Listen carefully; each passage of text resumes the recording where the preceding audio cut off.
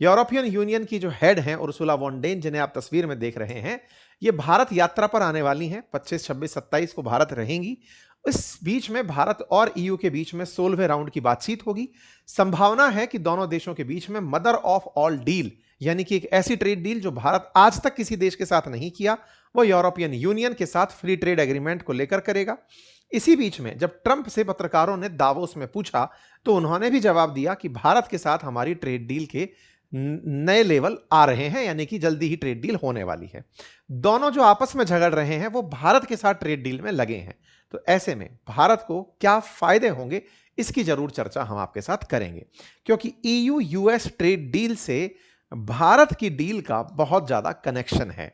क्या भविष्य में जिस तरह से रूस से तेल ना खरीदने वाले ईयू ने भारत से तेल खरीदकर अपना काम चलाया था, ऐसे ही ईयू और यूएस के बीच में चल रहे घमासान का क्या भारत बाईपास रूट बन पाएगा? बस इसी महत्वाकांक्षा के साथ अपने सेशन को आगे बढ़ाते हैं।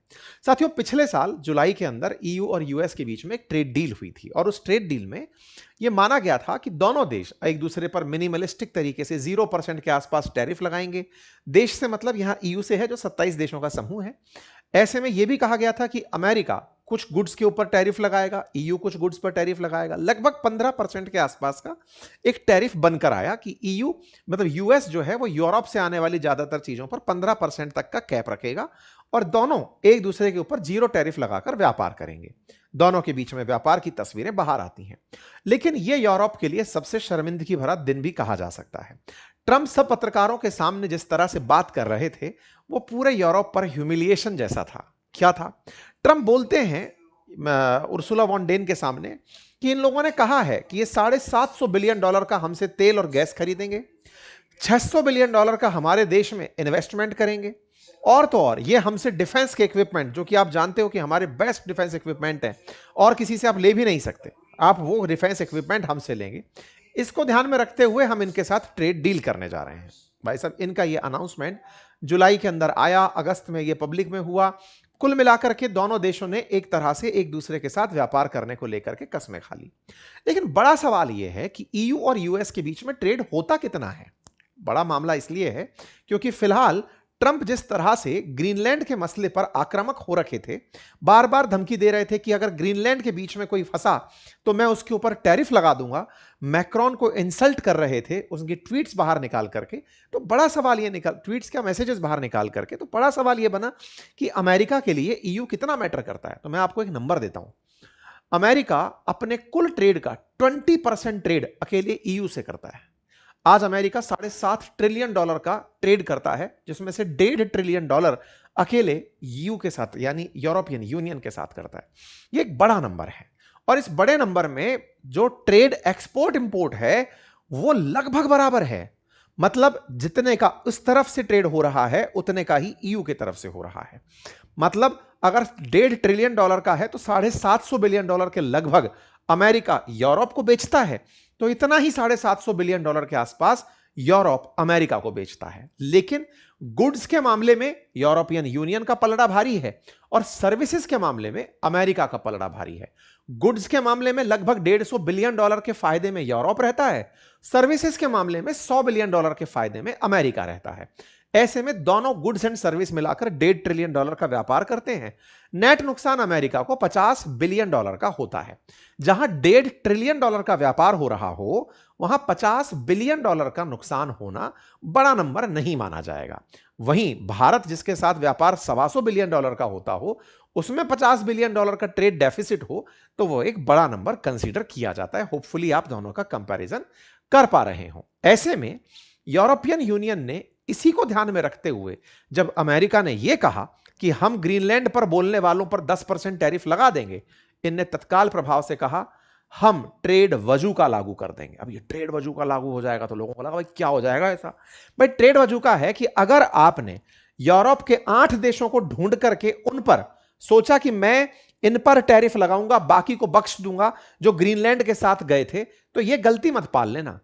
8 के साथ बाकी 27 खड़े हुए हैं और यह कारनामा पहले चीन को करके दिखाया जा चुका है लुधियाना वाले मामले पर। जब ताइवान के साथ लुधियानिया ने संबंध रखे थे, उस समय पर चाइना ने लुधियानिया के साथ में व्यापार रोक दिया था, तो पूरे देश एक हो गए थे। तो बोले तुम्हारा जो नाटो वाला आर्टिकल 5 है ना, वो ईयू पर भी लागू होता है, ईयू का अपना है आर्टिकल, और उसमें हमारा ट्रेड बजूका है, और उस ट्रेड बजूका को हम एक्टिवेट कर देंगे। ये हमारा एंटी कोएर्सिव इंस्ट्रूमेंट है। एंटी कोएर्सिव इंस्ट्रूमेंट में अगर कोई देश हमारे 27 देशों में किसी एक के साथ बदतमीजी करेगा, तो 27 की 27 उसके ऊपर प्रतिबंध लगा देंगे, तो हल्के में मत लेना। इस एंटी कोएर्सिव इंस्ट्रूमेंट को ट्रंप ने नहीं सोचा था। ट्रंप को लग रहा था कि मैं 8 देशों के ऊपर लगाऊंगा टैरिफ, बाकी सब डर के बैठ जाएंगे। यूरोपियन यूनियन ने खट से एका किया, जिससे ट्रंप को पीछे हटना पड़ा। इसी वजह से यह बात मैटर कर रही है।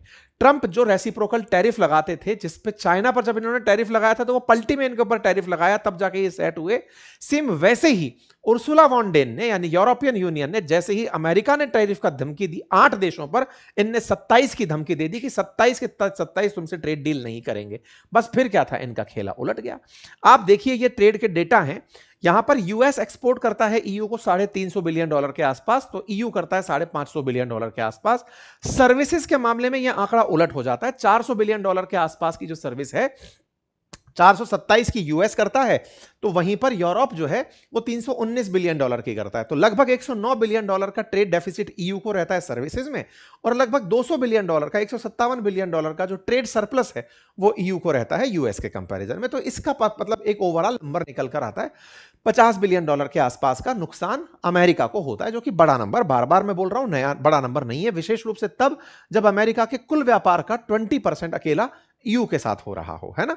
जब बात की जाए मोस्ट ट्रेडेड गुड्स के बारे में, तो टॉप 5 जो एक्सपोर्ट्स हैं और इंपोर्ट्स हैं, वो आपके सामने हैं, और मतलब लगभग एक जैसी चीजें इधर से उधर हो रही होती हैं। ऐसे में ट्रंप ने तत्काल प्रभाव से टैरिफ से तो पीछे लिया ही, वास्ता हटाया ही, और एक संदेश भी साफ दुनिया को पता चल गया कि ट्रंप को उन्हीं की भाषा में धमकाया जा सकता है। अगर दबोगे तो ये और दबाएगा। ये वो भय वाला भूत है जो जितना दूर भागते हो उतना हावी होता है। सवाल ये है, भारत को इससे क्या लाभ? देखो, भारत पर ऑलरेडी टैरिफ लगे हुए हैं अमेरिकी। भारत और यूएस के बीच में ट्रेड वॉर ऑलरेडी चल रहा है। इस बीच में भारत ईयू के साथ में ट्रेड डील करने जा रहा है। Mother of all trade deal के नाम से हमने उसका नाम दिया है। इसके ऊपर ऑलरेडी सेशन किया है। 26 तारीख को संभवतः इसकी घोषणा हो जाएगी, जिससे भारत का व्यापार यूरोपियन यूनियन के साथ बढ़कर $200 बिलियन तक होने की उम्मीद है। अब जब इतना ज्यादा भारत के साथ व्यापार होने की उम्मीद है, तो यूरोपियन यूनियन भारत को लेकर प्रोग्रेसिव तरीके से आगे बढ़ेगा, ना कि अमेरिका को लेकर जो आए दिन धमका दे रहा है। ये इतने ज्यादा उम्मीद रखते हैं भारत के साथ कि इनके बयान आने शुरू हो रखे हैं ईयू वाले के, कि हमारे लिए भारत बहुत मायने रखता है। सिंगल कंट्री के रूप में इतना तेजी से भारत बढ़ते आ रहा है, फास्टेस्ट ग्रोइंग इकोनॉमी है, तो ये भारत के प्रति बहुत आशान्वित हैं। और इसी के चलते यूरोपियन कमीशन के 2 बड़े नेता, ये लुइस सैंटोस दा कोस्टा, जो कि प्रेसिडेंट हैं यूरोपियन काउंसिल के, और जो प्रेसिडेंट हैं यूरोपियन कमीशन की, उर्सुला वॉन डेन लेयन, ये इंडिया आ रही हैं। और इनके आने के बाद में दोनों के बीच में बढ़िया ट्रेड डील होने की संभावना बताई जा रही है। वहीं ट्रंप से जब दावोस में पत्रकारों ने पूछा कि सर इंडिया पर क्या अपडेट चल रहा है, तो उन्होंने कहा कि इनके साथ जल्दी ही ट्रेड डील होने वाली है, will have a good deal, ऐसा कहकर ट्रंप आगे बढ़ गए। ऑलरेडी भारत में ट्रंप की तरफ से उनके एम्बेसडर सरगई गोर आ चुके हैं। उनके बयान ऑलरेडी सुर्खियों में हैं। वो भारत के साथ ट्रेड वार्ता में हैं। वो अपनी तरफ से उम्मीदें जता चुके हैं। ऐसे में संभवतः भारत और अमेरिका के बीच भी ट्रेड डील जल्दी ही हो जाएगी, ऐसा यूएस एम्बेसी का कहना है। उनका कहना है कि यूएस की तरफ से एक सीनेटर आए थे, जिनकी भारत के कॉमर्स मिनिस्टर के साथ बातचीत हुई है, और दोनों ही पूरी तरह से बहुत पॉजिटिव हैं। प्रोडक्टिव एक्सचेंज हुआ है बायलैटरल रिलेशनशिप को लेकर के। तो अमेरिका के साथ भी हमारी ट्रेड डील हो ही जाएगी वाली बात है, अदरवाइज हो जानी चाहिए थी। लेकिन कुल मिलाकर के इस पूरी दुनिया में ट्रेड वॉर के दौरान अगर ईयू के साथ सकारात्मक रिश्ते भारत के बनते हैं, तो भारत की कई कंपनियां, मैं पहले भी बता चुका हूं, कपड़ा व्यापार सेक्टर हो या फिर हमारा आईटी सेक्टर हो, फार्मास्यूटिकल सेक्टर हो, इन्हें बड़ा लाभ होगा, ऐसा उम्मीद की जा रही है। फिलहाल के लिए इतना ही। बाकी भविष्य में एक जो नया रास्ता खुल सकता है वो ये कि भारत में यूरोप से एफडीआई यानी फॉरेन डायरेक्ट इन्वेस्टमेंट बढ़िया से आ सकेगा।